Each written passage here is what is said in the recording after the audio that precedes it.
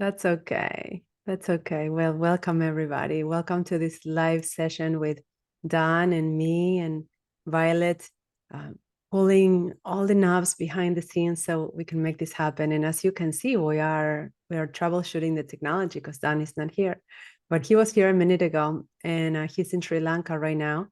He's doing a beautiful labor of love, work of love in this Gandhi. I call it embodiment. He called it persona. It doesn't matter. It is what it is. It's Gandhi's spirit moving through Don's body as he walks and talks and meets people in different parts of the world, and in this case in Sri Lanka. And I'm connecting his experience, and I was asking him to share how does that relate to surrendering to life. And we have a lot of beautiful insights to share with you about that book today, Michael Singer's book, the Surrender Experiment. And as we were discussing that during a call earlier this week, we're thinking, what do we know about surrendering to life? And as I'm preparing for this call after that conversation, I'm thinking, wait a minute, you're doing it right now. You're doing it with that walk in those robes. So I want to hear more about that.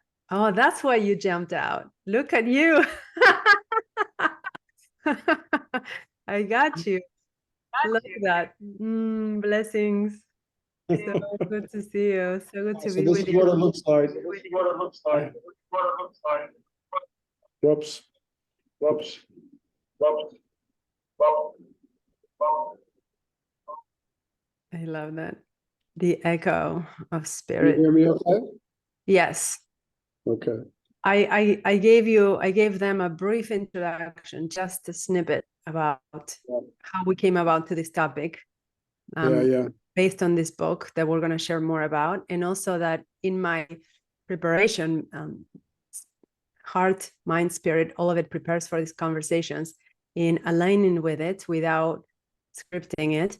And as I am aligning with this topic, I'm thinking, wait a minute, what more an example of surrendering to life than what you're doing right now? So in that context, I was wondering if you want to share how does this come about, for how long, and what does it mean to you, and what is the response?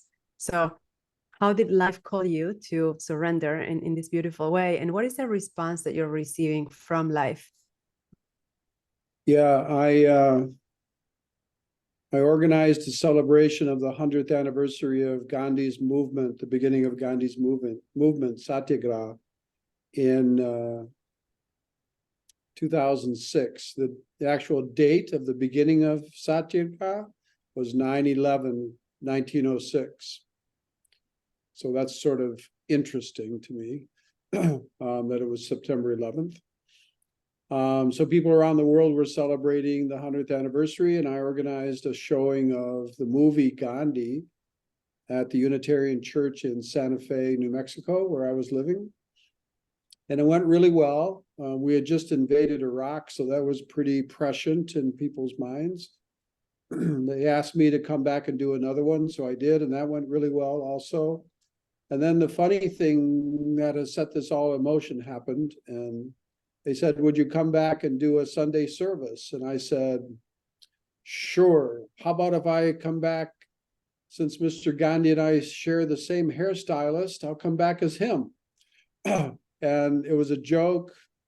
I had no intention of doing it, but I had 3 months to think about what I wanted to do. And I said, like, why not? Why not do like, you're calling it an embodiment? Why not do a portrayal of Gandhi? And I asked my friend Doug Stewart, who was a playwright in Santa Fe at the time, to help me out with it. So we did a script, interview kind of thing, and for about 15 minutes, and then we opened it up to the audience. We had about 15 minutes left, and 45 minutes later, they had to kick us out because people just kept asking questions of Gandhi about their family and their kids, and what about President Bush, and and I just stayed in the character of it. And it was an incredibly moving experience for me. So that has now turned into, counting these talks that I've given here, 126 presentations of Gandhi's philosophy dressed like this, in the United States, and 6 trips to India, and now 1 trip to Sri Lanka. And in terms of your question, second question about surrender,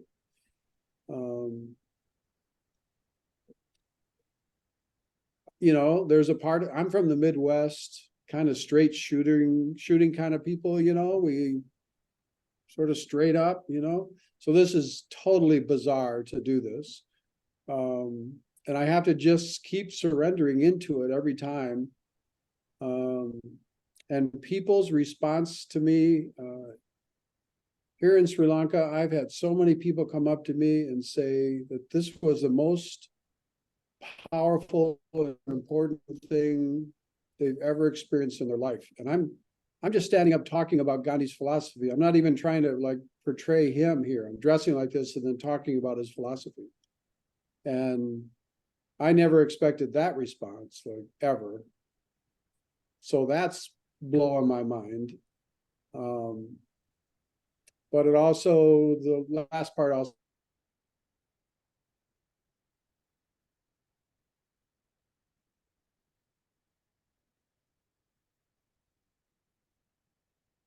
we lost him for a little bit.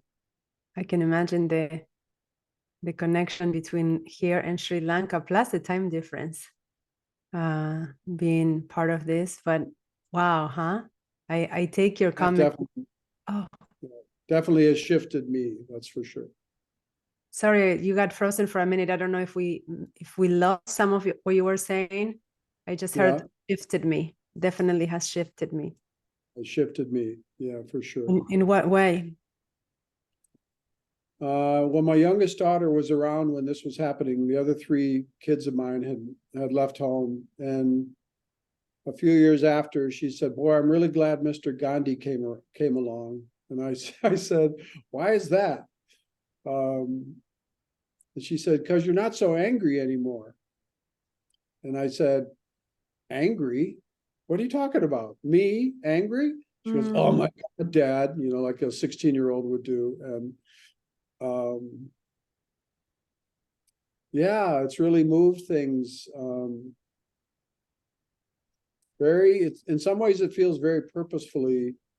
And I said this in a talk I gave in front of the Indian ambassador and the Vietnamese ambassador 3 nights ago, and a bunch of other people, that one of Gandhi's tenets, I think, of his philosophy is to evolve as a person toward ahimsa. And ahimsa meaning not just nonviolence, but this beautiful divine love that we have within us, and acknowledging that same divine love in somebody else, and having that be the journey to evolve into that and through that and surrender to that. So yes, I'm wearing this thing all day long, and I'm taking it off now, but I just wanted to show you all what it looks like. Ooh, thank you so much. What a beautiful description of surrendering and the gift of ahimsa.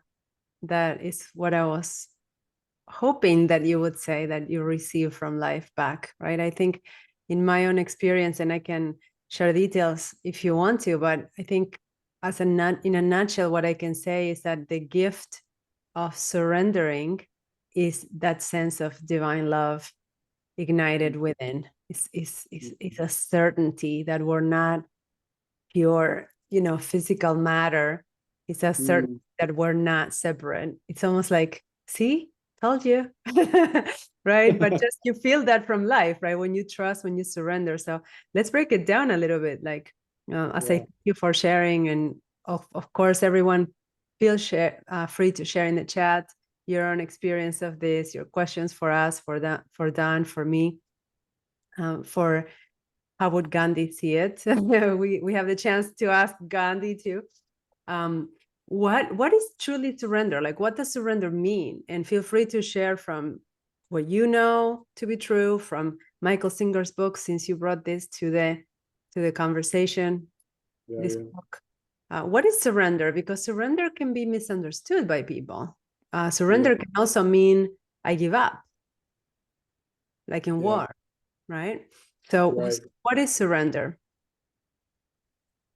I'm going to pull a therapist trick in 10 seconds and turn it back on you, but I'll just say real quickly for me, the first step is about accepting that energetic, that divine love, that sense of being present and following that in our words and our thoughts and our actions.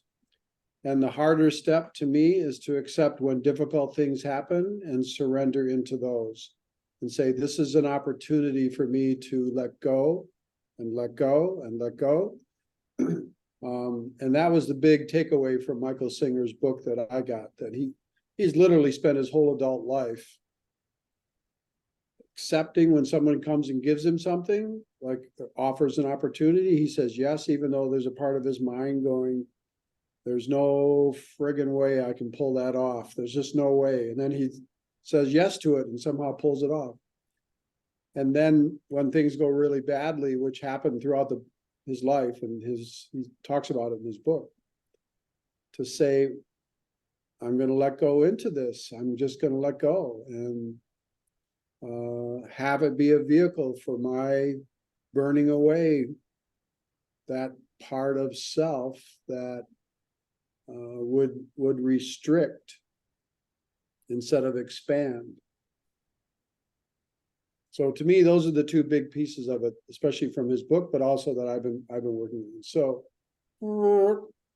back to you, Dayana.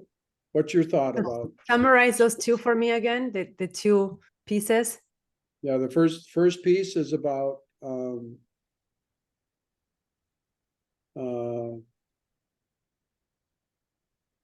accepting what is, accepting what's happening, and practicing letting go, just not trying to control things, not trying to literally saying yes to opportunities when they come up. Second piece is when what we normally think of as bad things, when bad things happen, to as much as possible release and let go into the bad thing and see it as a vehicle for burning away our restrictions to letting go. Interesting. So as it's in itself, the mechanism of surrendering works on you to allow you to surrender even more deeply. Right. And to change, because if you surrender more deeply into the bad things, the so-called bad things, you really have to let go of who you think you are. Tell me more. That's a big thing to do. What do you mean by letting go of who you think you are in that context? When we have these bad experiences in life, these really challenging, difficult experiences, usually what we do is we kind of go like this, right? We defend ourselves in some way, either like this or something. Just kind of naturally defend. And if you don't defend and bad things are coming at you and you just accept it, you don't resist it, then that tendency to protect yourself can shed away, which means your sense of who you are as a person can shed away. And what he talks about in the book, and I've certainly seen this in my life, we start to experience this deeper, richer, thicker sense of who we actually are, instead of all the roles and the constructs and the ways that we try to portray ourselves in the world. That stuff can disappear when the burning happens, because it literally gets burned away, and then you're left with just me, like self. Some people report, like my spiritual counselor reports, he doesn't even think of himself as Jonathan anymore. He's just thinks of himself as this being that's in existence, who some people call Jonathan, like, Yeah. which is intriguing to me. Yeah. Yeah. So what is self? Yeah, there's a big question. Right. Well, let's follow the rabbit hole. I'll answer. I'm not trying to evade the question, but I'm looking at these two pieces: acceptance and letting go, and noticing that allowing you to accept and let go peels off the layers, burns out the layers of this constructed identity that is not self. So as you peel and burn off the layers, you get to more and more of self. Okay, so what is self? Yeah. Hmm? Yes. Right? If we knew, we couldn't. If we could understand the absolute, it wouldn't be the absolute, right? So there's no answer to that. But we know, we felt it, we've had a glimpse. And for me, when you ask me about surrender, the first thing that came to mind is acceptance. By the way, like what is surrender mean to me? Means saying yes, means acceptance. And it's nuanced at the same time, because sometimes I have to accept that I don't have right now enough attention span to say, let's do this project together. While I would like to say yes. So it's a yes of a no. You see what I mean? Yeah. Offered all the time opportunities to collaborate. And I have to say sometimes, not right now. But I'm surrendering to my knowing, to the yes to myself and the one thing that I'm building right now. I decided a while ago to build one thing at a time consistently, right? In the essentialism kind of way. So it's an acceptance, but it's not, I'm going to say yes, absolutely, to everything that comes my way. I'm going to say yes to me checking in with myself. Is this for my highest good in this moment? Is this person, this project, this food, this drink, this media, this thought, this feeling, on and on and on. So acceptance.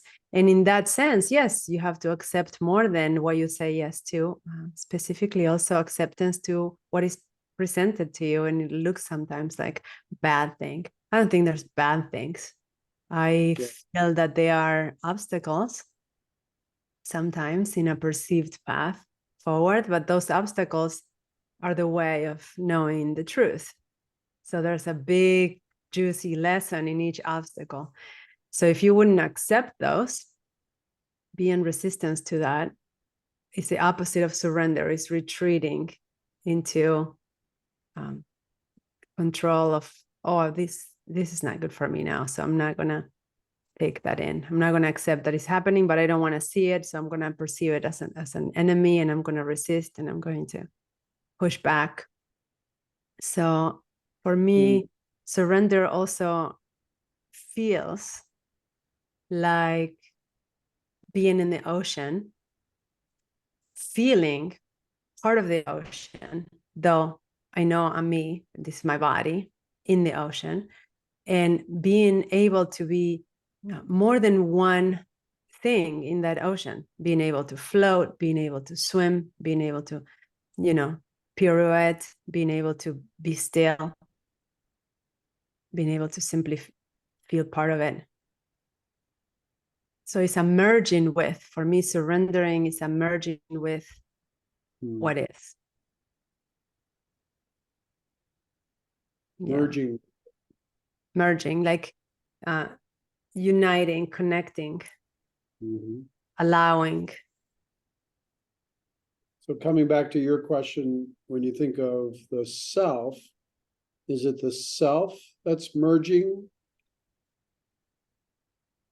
or something else that's merging? When the merging happens, I dissolve this separate body into the greater self. That's what it feels to me, right? Much like the ocean, right? If you go into the ocean and at the beginning it's cold and you don't know if you want to step in, and it's like, oh, maybe not today. Right. As you step in and you see, oh, it's not that cold. And actually, if I'm under it, it's less cold than if I'm, some depending on the weather, I guess. But usually, at least in this part of the East, you get under the water and it's way nicer, and you feel that sense of participation with it and flow with it and merging with it, to a point that you might forget where does your body end and the ocean begin. Right? So I think that's a pretty good metaphor for me, at least, or image of self. Could we say that self is that greatest ocean that could unify us all and everything that is, right? And then we have this perception from our own eyes, our own perspective. I feel like a woman. I'm a mother of two. My identity like smaller and smaller and smaller and smaller and smaller and smaller. That's not what it feels all the time. Many times, especially when we achieve these beautiful states in meditation, out in nature, like orgasmic states, right? Beyond ourselves states, you feel part of something bigger. And if you could encapsulate it and say, this is what it is, it wouldn't be it, because it would be too small. Right, it'd be too small. That's the problem with those 3-letter words, right? They're just too small. Yeah. Yeah. It's getting warm here. I'm going to turn on my AC just a second. Okay. Do you have any questions about this, you guys? I see we're a lot of souls in this live session right now. And do you have questions for Dan, for me? Yes, I agree with you, Marcy. Yeah, and it has the ability to take away a lot of the weight that we feel when we are in gravity. Yeah, that feel that buoyant, that expanded. Marcy was saying that ocean is so freeing that it's like flying in the water. Yeah. So let's break it down a little bit more, and perhaps you can name one experience of surrender that you've had, surrender into life, besides Gandhi coming into your life. And then I can share one too if you want to. And then I propose we kind of break it down a little more. So we have the example and then we break it down. So how can we do it? Like, not to say this is the only way or this is a prescription for surrender, but simply like trying to understand it a little more as a practice. Yeah.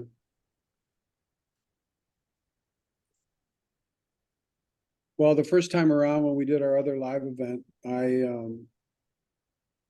talked a little bit about that sense of the infinite coming into my therapy practice.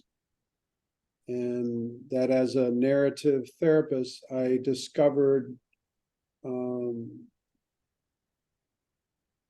that we have an infinite capacity to tell stories about our lives. And that those stories carry a lot of meaning, and switching words changes the meaning. Like if you say, I'm really angry, it's different than saying, sometimes I get frustrated. It sort of is the same thing, but it's different. And all of a sudden now you have two kind of schisms about the experience.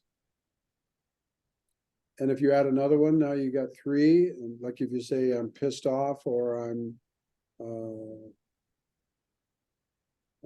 I feel like I'm knocking my head against the wall, or whatever, you like, use things like that. So all of a sudden you can start to experience the infinite if we listen to our stories. That's what's happened for me, is to listen to my own and realize I could slide in different words for what I just said.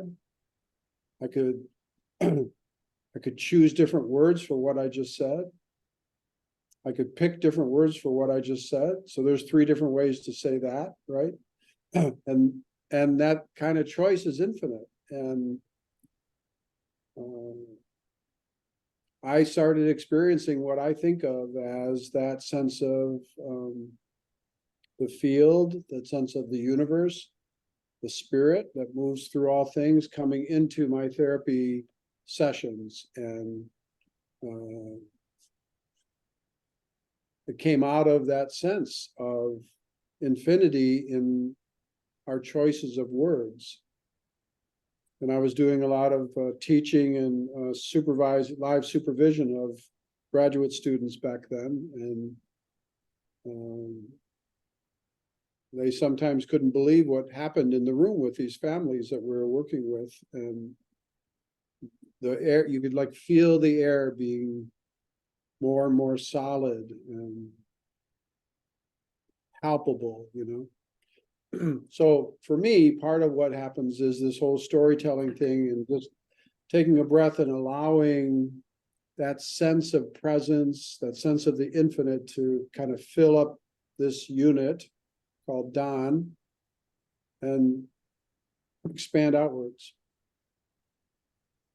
How about for you?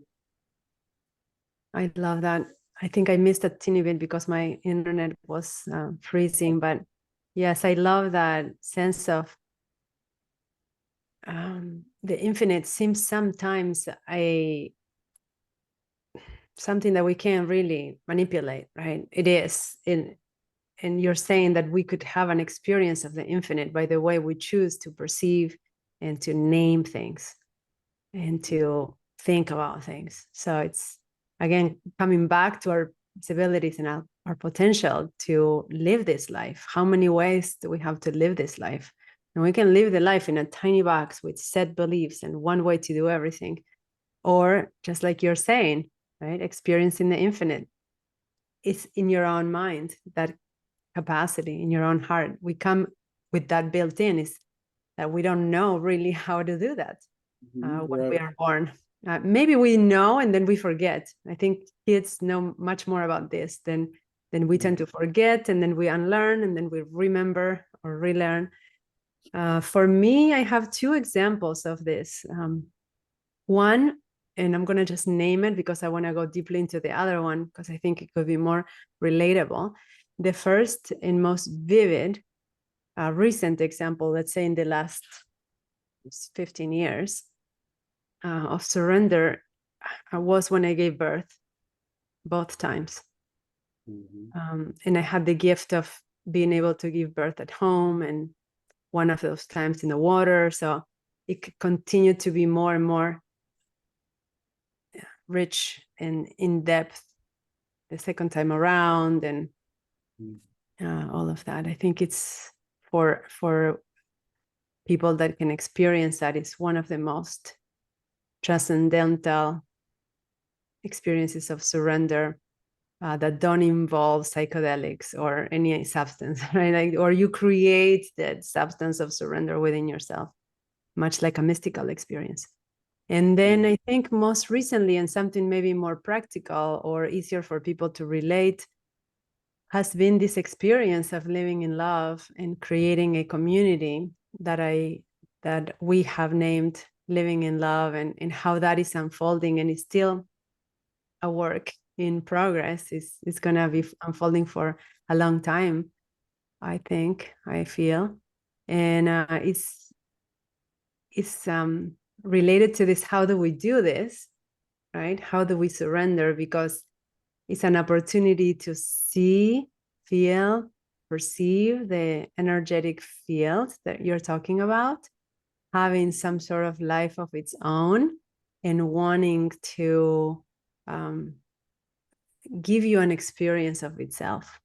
Let's see if that makes sense, right? It's like we talk about life happening through us. Okay, that's what I'm experiencing with this Living in Love community, this Living in Love content that we are creating, online program, meditations, shares, live events, all that. Yes, it's something that I know about, but more than anything, it feels that is life moving through us, bringing us together, allowing us to experience its power, the power of living, the power of being in community, the power of love, power of all of that put into one place, and time, and also to surrender to the unknown. For me, it feels like I surrender my need to know what this is going to look like. What am I going to say when I'm doing these live sessions and these talks that a lot of people in this live are part of? Who's going to be here, and how is it going to all turn out and shape? So it's really an experience of the unknown, day after day after day after day. And it's incredible. It's amazing. I never in my life experienced anything like this. Absolute trust. Trust in being guided, trust in being authentic to the bone, as a way of being, and trusting that works, and that has resonance and power, and people will feel it, and is healing. That's my most recent and I think most powerful experience of surrender that I can share.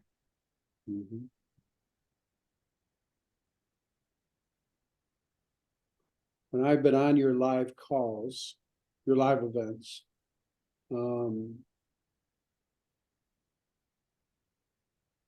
it seems really clear that and this struck me the very first time, and for me, how we've ended up doing 2 of these live events together, because it seemed really clear to me.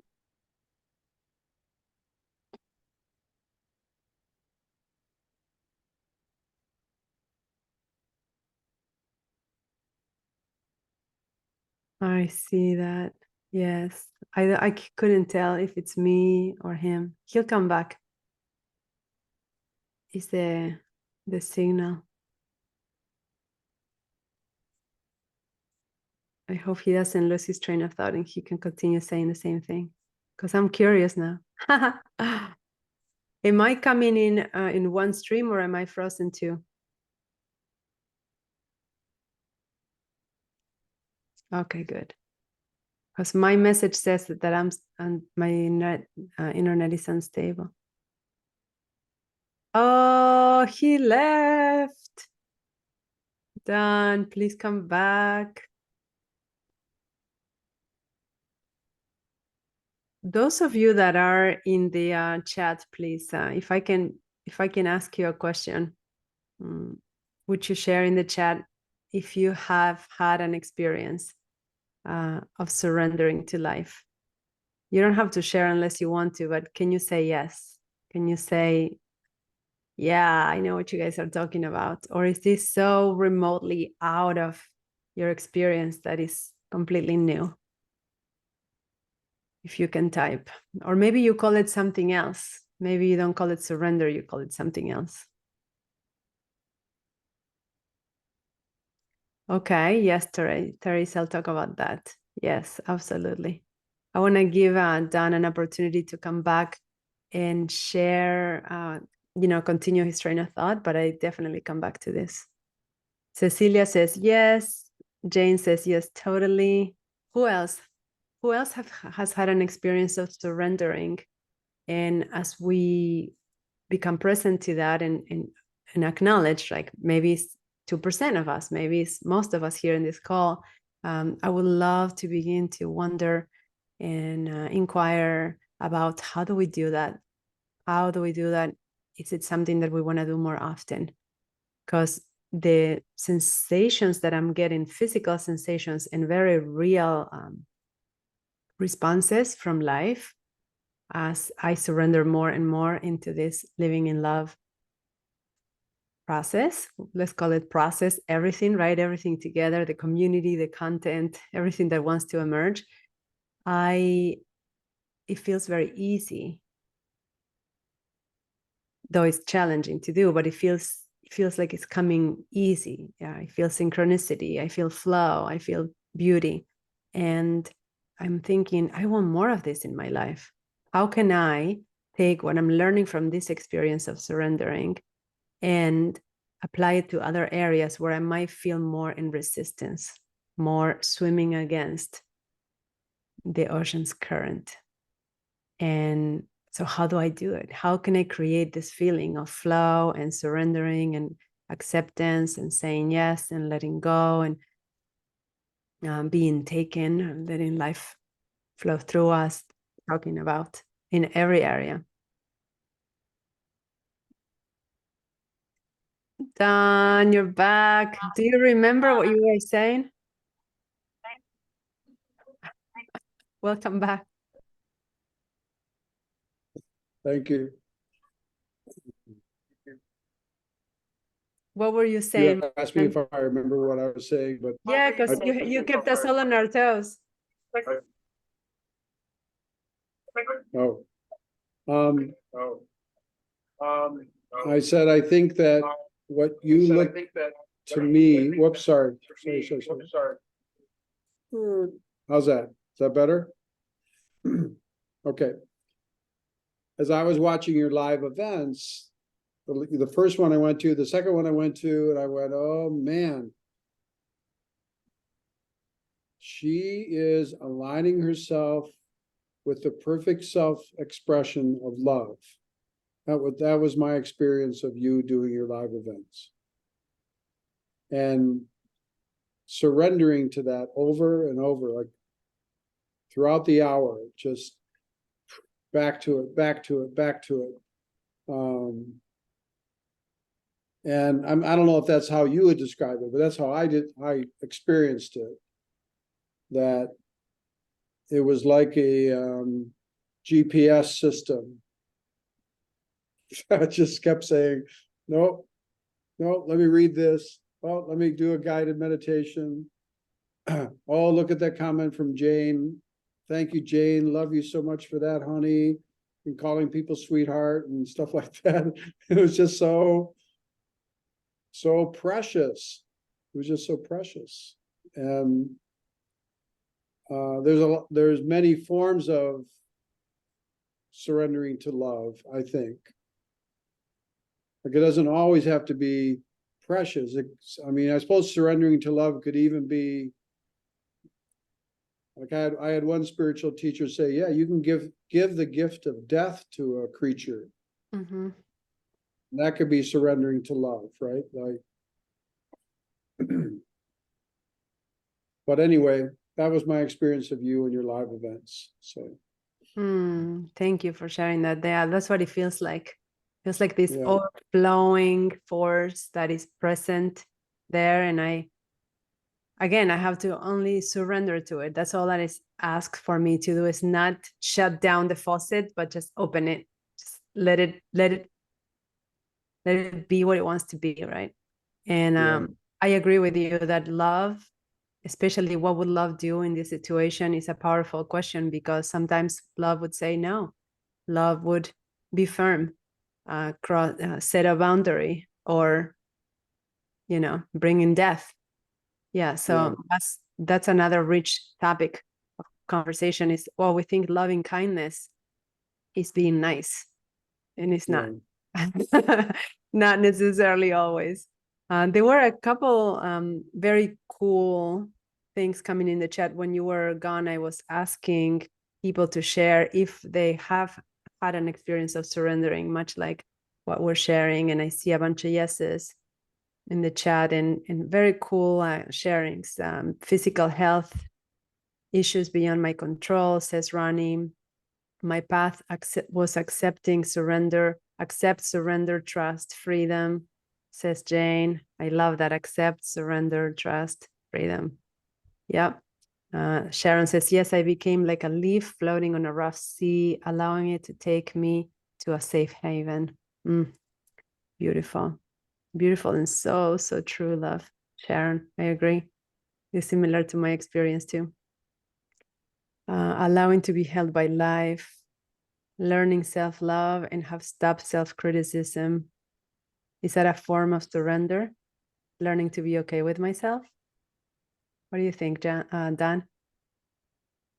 Is learning self-love and stopping self-criticism, learning to be okay with myself, a form of surrender? Asks Renee. Oh yeah, I think it is. Yeah, it's a big form of surrender, I think. Because self-criticism Well, there are lots of ways to look at it, but one way to look at it is that it's this kind of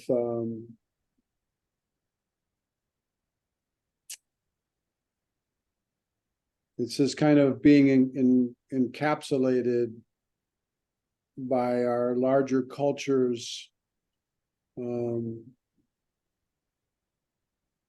view of what's normal, what's ideal as a human being, that all the models and the actors and actresses, athletes, people that we admire look like or talk like or whatever. And if you're not perfectly aligned with that, then you're less than as a human being. And to me, that self-critical voice is just it's like the front lines of that culturally disseminated gaze that's always keeping us in line. That makes sense. So it's like this racket that's just gone out of control and has nothing to do with who we are as people. It's just this thing that's spinning away there. So to surrender to our own self-love, our own radical self-acceptance, that's a huge act of surrender, I think. What do you think, though? Yeah, we're talking about acceptance. So in this case, it's self-acceptance and letting go of those imposed parameters of what is appropriate or what is desirable or what should I look like, what should I say. And before you know it, that path, sticking to that instead of letting go of that, sticking to that becomes perhaps like the worst hamster wheel that I know of, because you become trapped in this race with no one, like it's just you in your head, but really like you're never going to win. And also it goes further and further away from your authentic self possibility, right? Because you're suddenly becoming a people pleaser, chasing something that is not what you truly want, and losing the opportunity to ask yourself, so what do I like? What do I feel like doing and saying and living like? So it's further and further away from that authentic core. And look, when you read any scriptures, any masters, and listen to anyone that you say, wow, I see a lot of truth here. And sooner or later, they all say authenticity of yourself is all that is required. So surrendering to yourself is all that is required. Yes, exactly. So Renee, I think that's the deepest form of surrender to your self-love for whatever you find when you look within.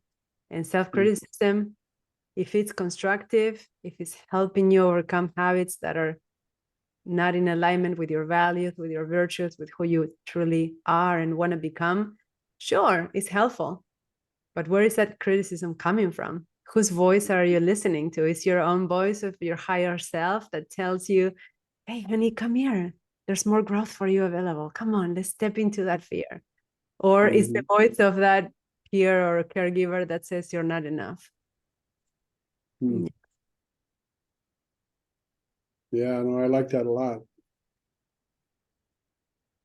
I'm glad you have a voice that says, honey, come here.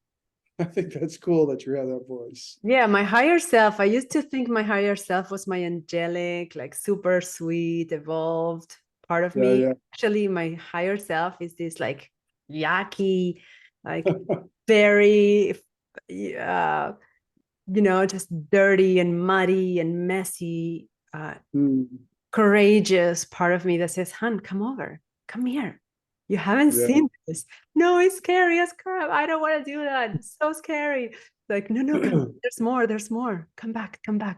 But it's a sweet voice. It's not telling me, do this. It's more like enticing me, inviting me, incentivizing me with, you're going to see a bigger mess. But that's back to Therese's question, by the way, because this is connected. Therese was asking, could you speak about obstacle as a way of knowing the truth for us? So, the obstacle is the way. It's a well-known saying. I think it's from the Greeks. I forget. I've heard it before. It's not mine. And there's actually an amazing book by one of my favorite authors, Ryan Holiday, that's called The Obstacle is the Way. And what is that? Stoicism, exactly. So what does it mean that the obstacle is the way? So imagine that you're walking on a path and that there's in your path, and it's quite narrow path. It's not huge. It's like it's a path for, you and maybe somebody else's body. So it's kind of small. And there's a huge boulder in your path, like a gigantic rock. And it seems to be covering the path. And you look at this boulder and it looks like an obstacle. It looks like it's in your way. And sometimes we are the boulder, by the way, in our own path, right? We get in our own way. But imagine that you sit there and you look at it and you're pondering, what is this thing? And if you see it as an obstacle and you believe that it's covering your way and stopping you from moving, you might just as well sit there and cry because this thing fell off the sky, or you just found it and it's in your way, and look at what is happening to me, and now what, and I can't get out of here, and I'm trapped. It's an obstacle perceived as an obstacle. Stop. Now, if you think again, and if you were yesterday in my live event, I was talking about how many ways do you know of peeling a banana, right? How many ways do you know of tying your shoes, brushing your teeth, saying I love you, saying I'm sorry, looking at life, right? More than one way is possible. That's the nutshell of that. And if you look at the boulder in more than one way, if you look at the obstacle in more than one way, you may say, oh, wow, this is an opportunity to climb. You climb the boulder, go to the other side. You can say, look, I have a big drill and I'm going to make a hole through this boulder. No obstacles in my way, right? You can scream, and maybe there's somebody on the top that can pull you a rope or, help you up. You can go around it and you realize it wasn't that big anyway. And we can go on and on. It's a fantasy, it's a story to help you see a point here.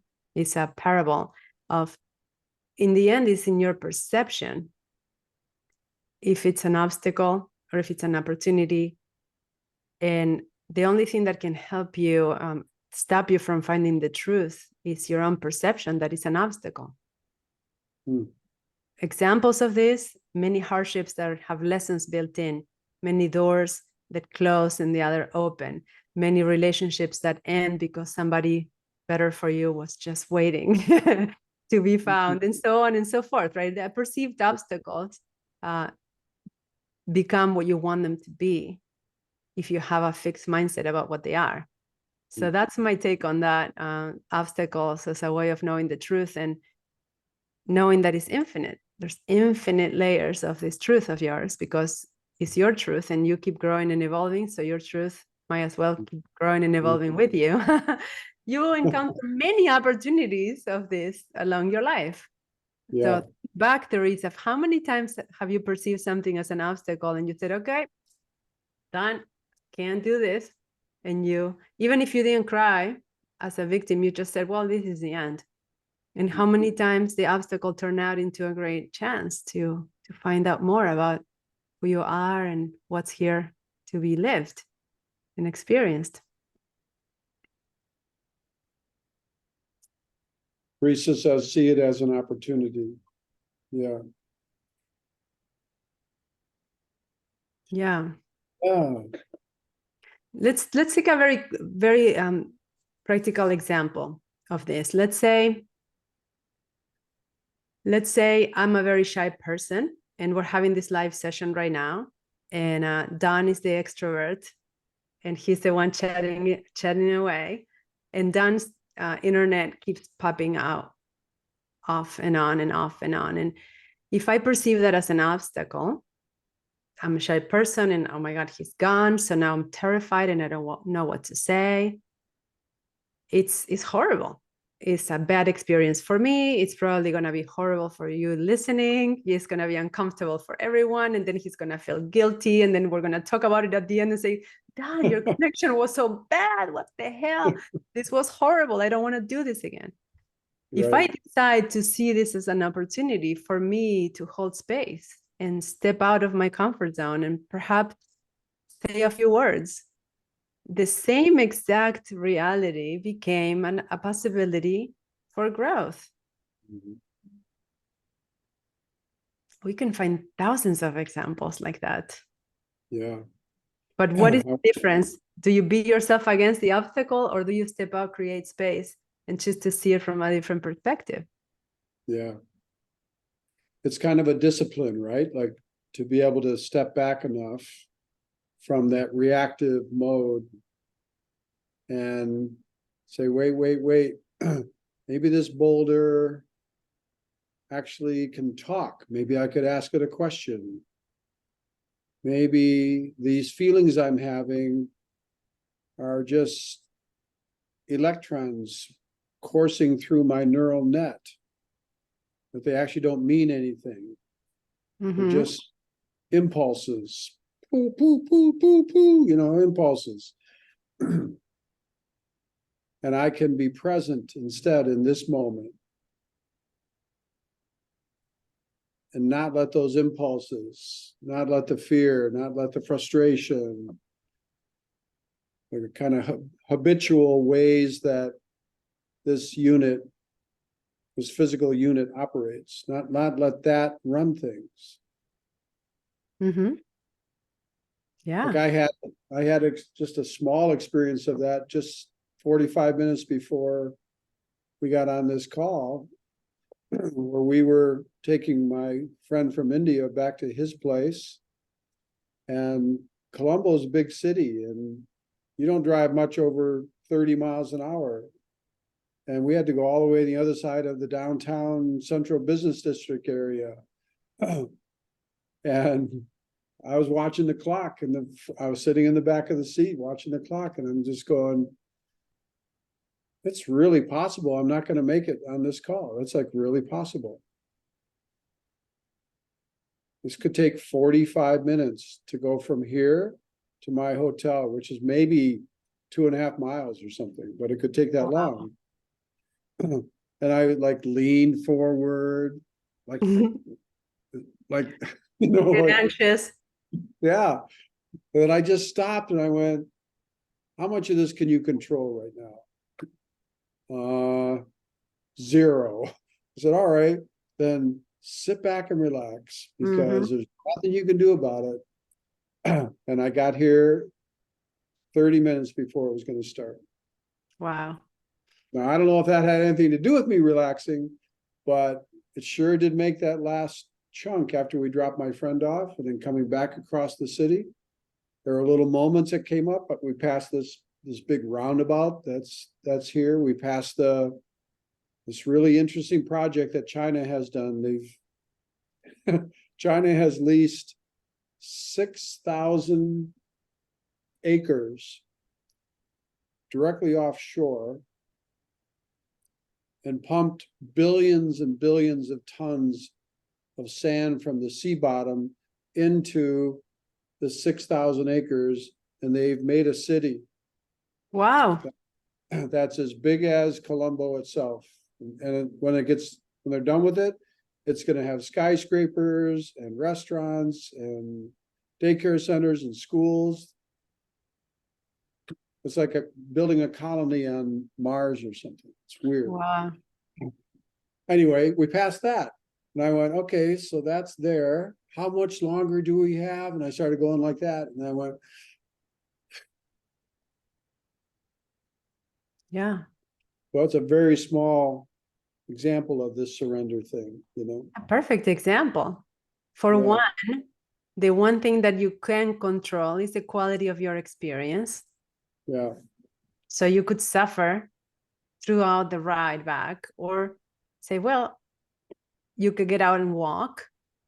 It's the same with Boulder example, right? You can frustrated and Sure. anxious, get to your hotel sweaty and angry and wow, right? And lose half an hour of your life suffering, or get out and walk and be proactive about it instead of complaining, or enjoy the ride.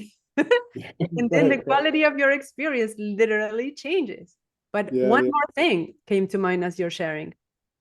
Even if the obstacle is a simple opportunity to pause and self-reflect, I'll take it.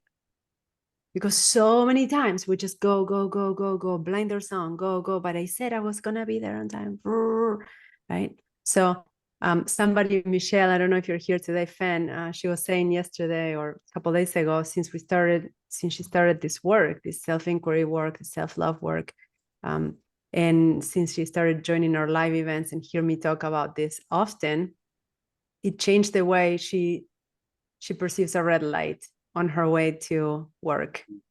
And it used to be like, oh, because I want to be there sooner. Yeah. And that's recently I just found myself pausing to look around me and take in the landscape and breathe and be grateful for this day. So that's the obstacle, right? The red light is the obstacle, and it's an opportunity to breathe and take in your surroundings or be grateful that you woke up, that you're breathing, that you can see, that you can smell, that you're heading to work, a work that you love. Gratitude. And it's not that hard. It's just what is hard is the practice of pausing and self-reflecting, because we're so used to running on automatic of what things mean. And it's so much less intuitive to question, is this true? Is this really an obstacle? Is this really a problem? Can I make the best out of it? Yeah. What if it was easy? What if it was an opportunity to see something that I haven't seen yet? Anyway, that was my rant on that, because I feel like a lot of times we want things to look a certain way and we want only green lights. And yes, green lights feel amazing. If you've ever driven through a road where you get just green lights on your path, right? Wow, what a great feeling. But the truth is, not sure I can guarantee that it's going to be some red lights. Yeah. When I lived in Ann Arbor, I had two gremlins that lived on top of the hood of my car. And they're my parking gremlins. And when I would go downtown, which was a tough place to find a parking spot, downtown Ann Arbor, Michigan, because of the colleges there and it's busy. And I'd say, okay, gremlins, I need a parking spot. And by the way, I need a parking spot that already has time on it because I don't have any quarters in my pocket. And so often those gremlins would find me little spots, you know. Yep. And it turned the whole thing, that search for a parking spot, it turned it into this wonderful kind of mystical game with these two little creatures that would be scurrying around the sidewalks. And in my imagination, it was, and the kids would, my kids were little then, my oldest two, and they'd get into it too, and they'd be looking and looking, you know. I love that. Where are they? Yeah, so much fun. Yeah, I think I see one over there. Dad, look. I love that. Yes, yes, yes. It's a whole different way to live. Yeah. Yeah. Also, somebody, Cecilia, is saying something really sweet in the chat. It was so foreign to me to surrender to rest when I sprained my ankle. That's a great example sometimes of surrendering. I am a go, go, go person. It was so freeing when I stopped worrying about going back to work and to just accept.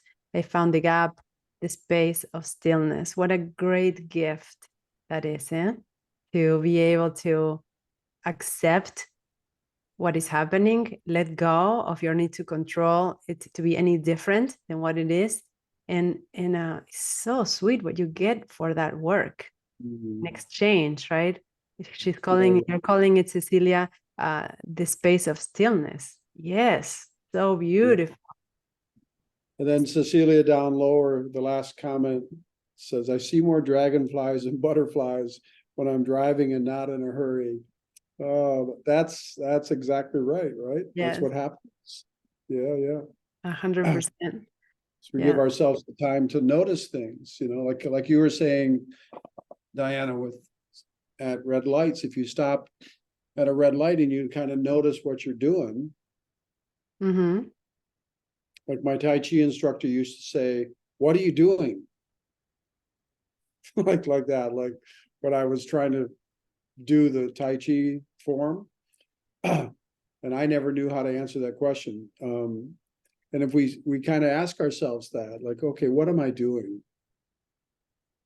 And then that example that I gave about riding back to my hotel here today, what I'm doing if that pattern is taken over, the old pattern, is what you said. I'm losing 30 minutes of my life into misery, right?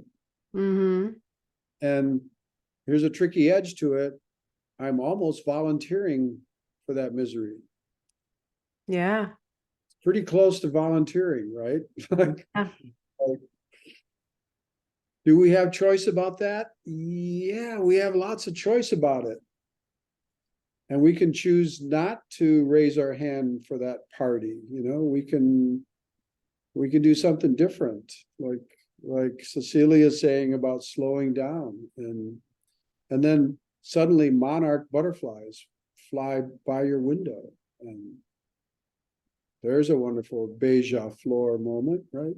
Mm, exactly. Yes, it's so true. So true. And slowing down is necessary to feel the smoothness, to feel the, I want to say, the different qualities, to expand your senses to how things truly are. Right? When Mm, fast is only one way, hurrying is even worse than fast because you're so sloppy when you're hurrying. You yeah. lose your body mind alignment, and I know that from my Feldenkrais training. But in order to make something fast, really fast, and this is not news, this is military training and probably back from the samurais and who knows, the first warriors, that slow is smooth and smooth Mm, is fast. So mm, smooth is faster than sloppy hurrying.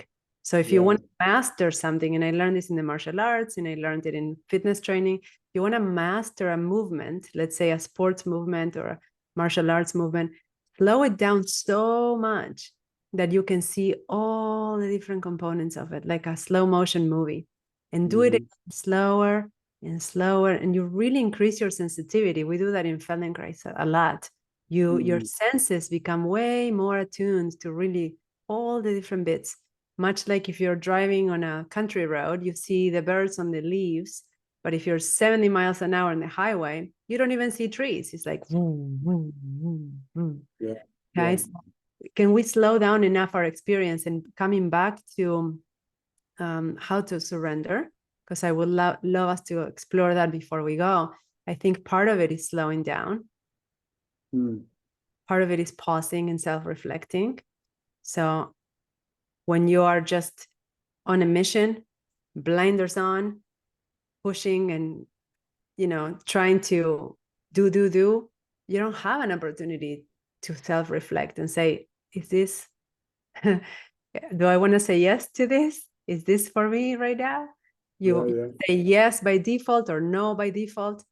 You might be the pleaser, the doer, the patching holes along the way, or you might be retreat, retreat, retreat, resist, resist, resist. Mm. So what else? Done. And hi, Claudia, by the way. Hi, good to see you, honey. Have that conversation with everything you write, with yourself and with everything around you. So slowing down is helpful to have that conversation, the surrendering conversation, self-reflection, self-inquiry. What else is helpful to learn to surrender? I think the very hardest thing about this is to remember. Mm, I think it's so hard at first to remember to do something different and not let the old patterns do their hamster wheel thing on us. And for me, what that's become has become remembering, like I did in the car coming here tonight, that I have choice, that I actually am not bound to keep doing the same miserable thing over and over and over again. I don't have to do that. And when I can remember that, then the choices are infinite. instead of I have one choice and that's misery. So for me, that's a big piece of it. Like, how do I keep programming myself? And mindfulness, meditation, writing helps me to remember. But for quite a few decades now, that's been kind of my chief tactic, is somehow to instill remembering into my daily awareness. Remember your freedom. Remember your freedom. Remember that Yeah. you can choose. Yes, you're not a prisoner. Good, Which, good. I love that. yeah, and it circles us back, I think, to that conversation we were having earlier about self. Because if you're remembering your freedom, then part of that freedom is, who am I?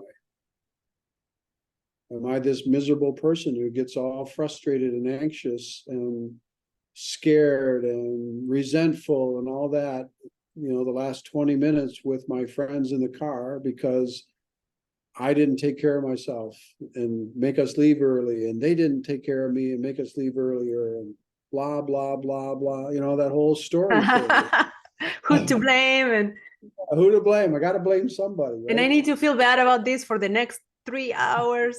That's right. That's right. Is that who I am? Because part of this is about our identity. It's this idea of surrendering is about identity. It's about, like, who am I as a person? Am I that stressed out, miserable, resentful person? Is that who I am? Mm-hmm. Or am I somebody else? Am I someone else besides that? And if I'm someone else besides that, who is that, first of all? And how do I stay with it? How do I keep evolving that? And again, Michael Singer's book, I think, is a really great testament to his journey of how to do that. Love that. You reminded me of Joe Dispenza when he says, your personality creates your personal reality. And okay, so let's go back. What's your personality? Well, it's a set of attitudes, isn't it?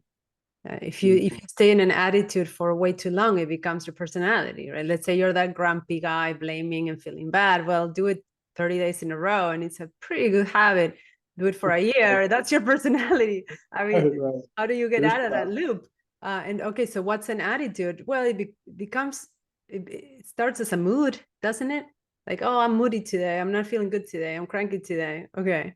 Can I get out of that loop? Can I get out of that mood, that funk, that feeling? So go back, deconstruct your personality and see that it's a cumulative series of experiences and behaviors and moods and thoughts and feelings that you allowed to brew in yourself and self-define who you are.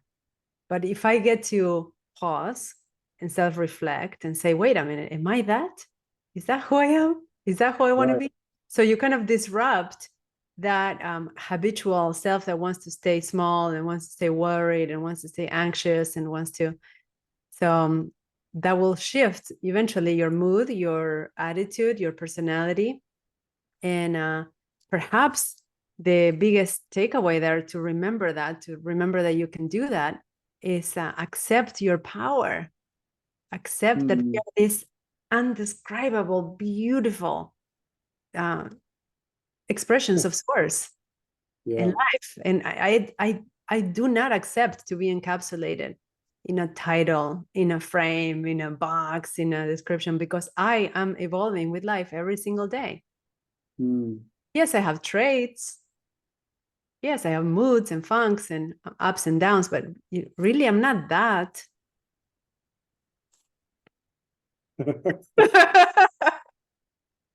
No way. No way, man. No way. So how to surrender, let's remember that. And then my other piece that I wanted to add to your remembering, because that's so good and it's foundational. And then after that, I would say remember it exercise your choice, do it, like Claudia was saying, right? You are your choices. And then give yourself a little bit positive reinforcement of how does it feel? Like ask yourself, how does it feel when I remember this, when I take a leap to accept, to let go, to see the obstacle as a way to grow? And how does that feel? Wow, it feels good. Good job. Good job. Right? Because then your brain will catch up to it and will help you remember more often. Yeah. Because we're biased for negative memory, we're biased for self-criticism, biased for see what's missing and all that. Remember the negative experiences, the mistakes and failures more than all the wins. We have to work a little bit harder at remembering how great it felt to surrender. Yeah. And by the way, while you're looking back and remembering, you will catch yourself, maybe next time I won't do it that way. So you'll learn a lesson and keep track of what didn't work. Right? I love that. And I'm just watching the clock here, and I had a thought. I wondered if you'd be willing to take us through a brief meditation before we end. A guided journey about surrendering. Sure, that would be lovely. Let's do it. You wouldn't mind surrendering to that? Not at all. Okay. That would be a pleasure. Okay, good. So I have my little bell. And I always like to have our feet on the ground. Thank you for the invitation to surrender to this moment together. And thank you for bringing us into this topic together. All of us here. We are right now 104 lovely souls. Yay. Yay. So find your feet and your seat. If you want to sit on the ground or in a chair, lie down even, but find your ground and see about settling in into your body. And you can place your hands in whatever position you like. And let us be present to this moment of connection, to the ground, to each other, to our heart, our beating heart. And let us have a first and small experience of surrendering to our own breath, the flow of your breath in and out, the rhythm of your life force traveling in and out of your body, exchanging with everything around you, perhaps syncing us up, breathing together.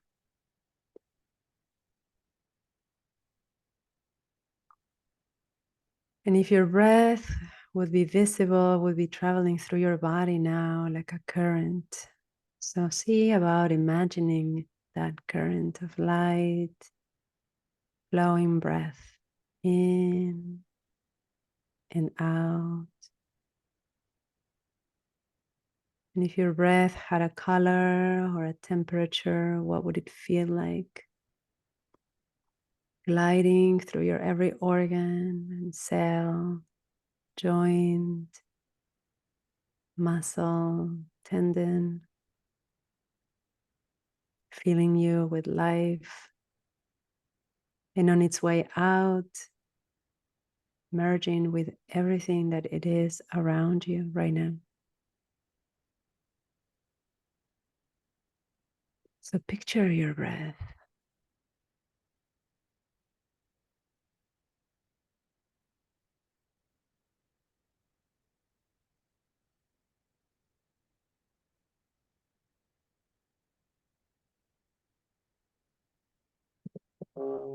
How much can you take in? How much can you let go as you breathe into your belly and through your whole body?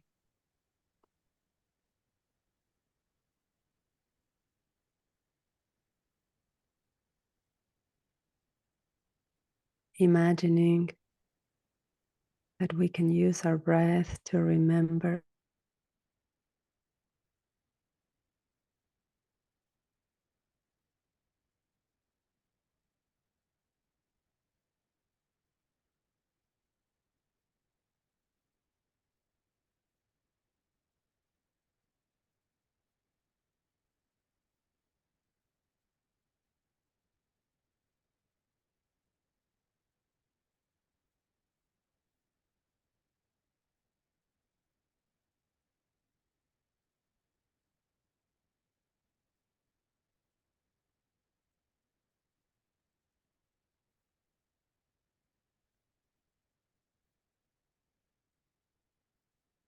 breathing out.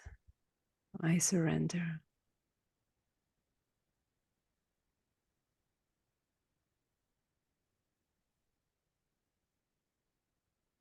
Breathing in. I remember.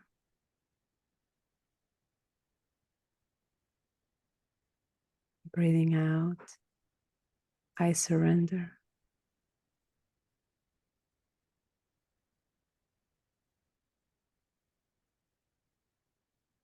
And see if, as you keep this rhythm of your breath flowing in and out of your body, perhaps with temperature, color, sensation, as you remember that you can surrender. Perhaps an image comes from your life, or a memory, or an intention to surrender to a specific situation. And use your breath and the power of this shared practice here in community to help you connect your intent to surrender with the knowing that you can do it, and make it easier to do while we are holding space for one another in this shared practice. Breathing in, I remember. Breathing out, I surrender.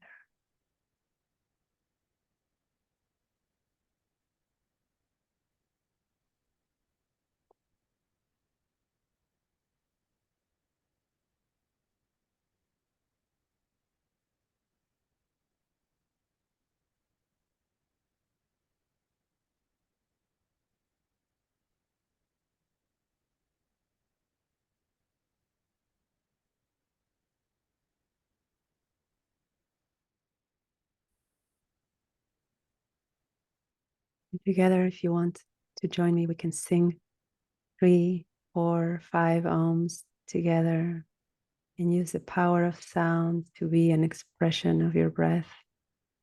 As we breathe in, we remember. As we breathe out, we sound and surrender.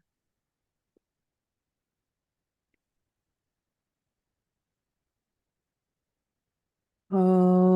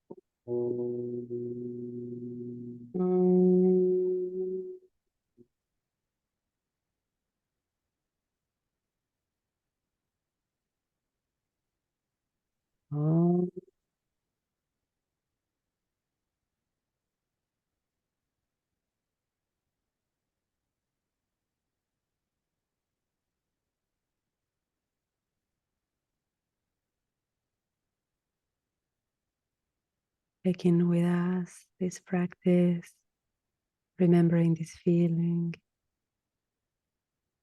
this intention, remembering our freedom. So much gratitude for all of us present. And thank you for being here. Thank you, Don. Thank you, Violet. Thank you, everyone. So Thank much you, love. Dave. Thank you, Violet.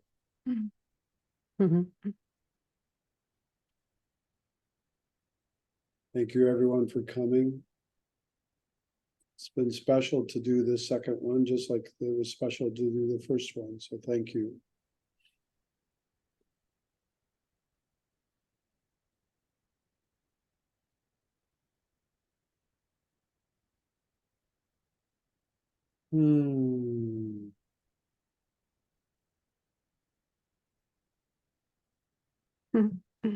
Thank you.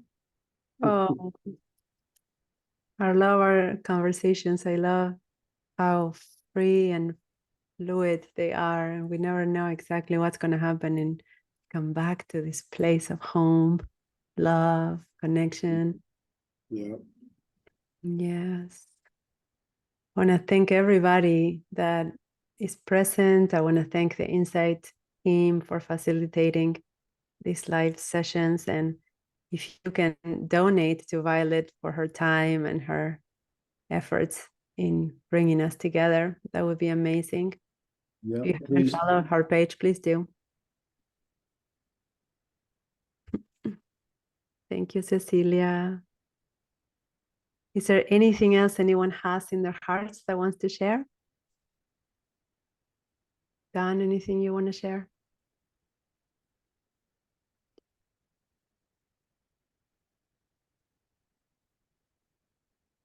3 days ago, I had a experience that when I got back in the car with my hosts, my Sri Lankan hosts, I couldn't stop crying from the experience. And it was a huge experience of surrendering to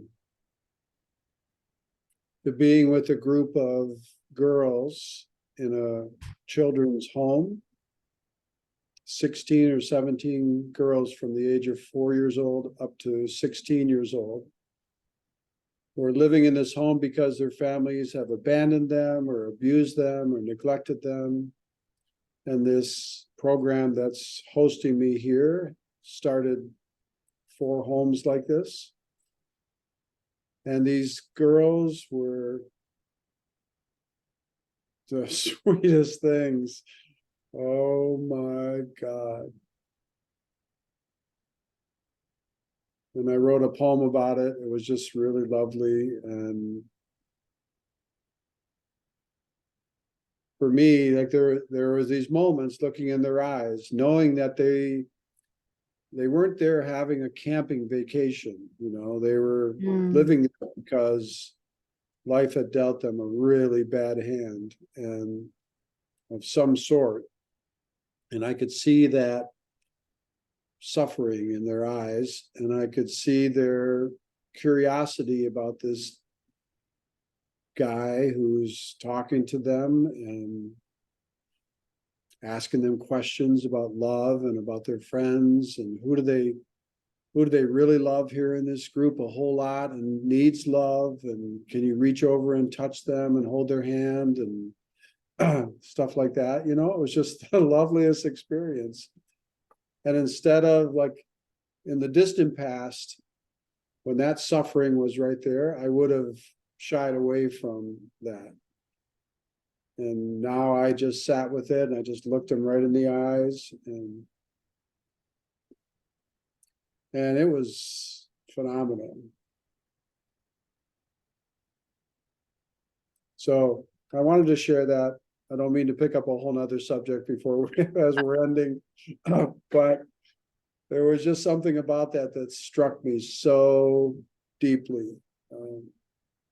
I know, I'm thinking you share now, right I now. know, I know, I I want to know, I leave know. what thing. I know. You can go to my Facebook page, Don McAvinchey, and read the poem if you want and see some of the pictures of the girls. It's Oh, really, really sweet. I love it. I haven't seen it, but Violet says, Don, the pictures you shared in the poem are beautiful. I Yeah, will look at yeah. them. And I'm kidding, of course. You can share whenever you want. I just think it's I so know. funny because I'm looking at the time like, but we wanted to go, Don. I This was know. so juicy, like 10, 20, half an hour ago. But did the I know. meditation bring that up in you? Or what? Like, how did you? Yeah, remember and surrender. That was beautiful how you did that. In breath, remember, out breath, surrender. And it just reminded me of that moment where I just surrendered into being a witness, and I didn't have to make it better. I didn't have that kind of job. I watched the friendship and Yeah. the caring about of these little girls. And one of them, she was like, I don't know, 12 years old or something, and this high. And I said, do I get a tour? And they looked around. I said, who's gonna be the leader? She went, and she was this little person, this little person. And I just absolutely fell in love with her. And I could easily make her my fourth daughter, like that. And Mm, anyway, it was a big experience. And this whole surrender thing brought it back up again, yeah. especially the way you did the meditation. It was very lovely. Thank you for that. You're welcome. You're welcome. I can't claim any credit for that. Yeah. It's done through me. I swear to God, I don't know how it happens. But thank you Yeah. for bringing it up and for sharing that memory, because now we can all hold a very precious, real, and recent gift of surrender. And I think that's the potential that we can expect and we can receive and be grateful for. So I would love to hear from our community. And thank you so much, everybody that donated. I can see so many donations. Therese and Lindsay. I want to acknowledge people like giving Jim, Cecilia. Thank you so much for supporting Violet for her time Yeah. and expertise. And I would love to hear from you guys. We're gonna be back tomorrow live 12 p.m. Eastern. And if you wanna stay with this today and tomorrow, I'll ask you how was your day? 24 hours later, pretty much your experience of surrendering. Remember and surrender and see what gift did you receive. And remember, it could be something tiny. Sometimes it's just surrendering to the next breath. Instead of holding it, holding my breath and bracing through impact, it's just like, I'm just gonna breathe out and sing my little song just because I can, because I realize I have a voice and it's okay. So I would love to hear from you guys. What's your plan like tomorrow, Dan? How long are you in Sri Lanka for? Till the 10th. Okay. Um, Fine. this started at 12 o'clock your time, right? Yes. So I could potentially join you on the regular sort of inside Yeah. world, because Great. I'm free tomorrow night. So I'll see if I can pull that off. That would be great. Yeah. And we'll learn how to do these live events so we can help you, Violet, learn the technology so we keep this going. Are you on for another one? Do you want to do another duel? I would happily surrender to that. Can we do a quick survey like we did last time? Oh, I think no one liked it. So if we ask, we may get a bunch of no's. I'd rather not ask. Yeah. What do you guys think? Yeah. Could you give us some yeses if you think Dayana and I should do another one of these? I don't know that we have anything to talk about, Don. Yeah. It seems like we run short a lot. Yes, okay. I see some yeses. Nice. See, I don't need any validation from outside, but if you need validation, there you have it. Yeah. I don't need validation. I like buy-in. I'm kidding you. I'm kidding you. Oh my God. Oh wow, this is amazing. So what do we talk about next time? Let's just leave them with the what are we talking about? So everybody keeps an eye on Violet's page, and then um what can we talk about that we know if we can change our minds? But what would you like to talk about? Just off the cuff here. What would you like to talk about? I would like to I really would like to talk about connection. I would love to talk about intimacy. I would love because I think sometimes we separate spirituality from business, from love and relationships, and it seems like they're different worlds, and I don't think they are. In my life they're not, and I'm doing more and more inner work to merge with everything and within myself. So I'm all about putting all these parts together, and I think one piece that is rarely explored is business and spirituality. Just things that I'm wondering myself, like how can we be conscious and make loads of money? Like, is money and spirituality a no-no? And I know it's not, but I think it'd be fun to see from your perspective and mine, and your experience and mine, and maybe bring an outsider's perspective, like we brought the surrender experiment. And the other one would be that dynamic between love and intimacy and connection and spirituality. And I have my thoughts around that. Okay. And I would love to see what do you think, and what is, maybe you guys can also volunteer. We have some topics from last session that I don't have offhand, but people wanted to talk about grief. They wanted to talk about some other things that are really good to have handy. So maybe maybe we have a series of live conversations in the making, because we wanna save them for a podcast, so it's all one and the same. Well, the first one you said was love and connection and intimacy, and then you threw in spirituality. That was the first thing. Well, Second one, how do they merge, right? Is it they possible to merged. have spirituality in your loving relationship with a partner, or is it separate? So I see this a lot, like, oh, my partner is not spiritually oriented, but am I? And is that a deal breaker? How do we merge things? There's many questions along those lines. Is connection with another human, both loving connection and intimate connection and sexual connection, is that a doorway into deeper spirituality? I think it is. Yeah. I would love to talk about that. So that's one topic for sure, but it's the combination, right, between both love, that kind of love, yeah, and spirituality. Could we put an edge to it? Sure. Could we talk about in the what, 4 conversations you and I have had,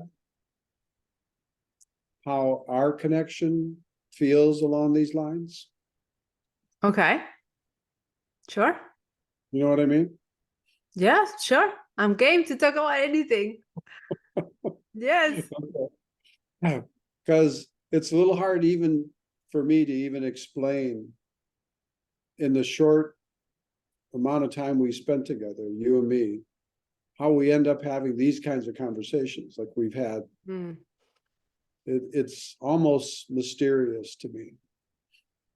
Yeah, I kind of hinted after the last live event that we have done this before, but that brings us into a whole other topic that I don't know we want to open up right now. But yes, it's true. There's a familiarity, there's a level of acceptance and openness that I think is very, very interesting.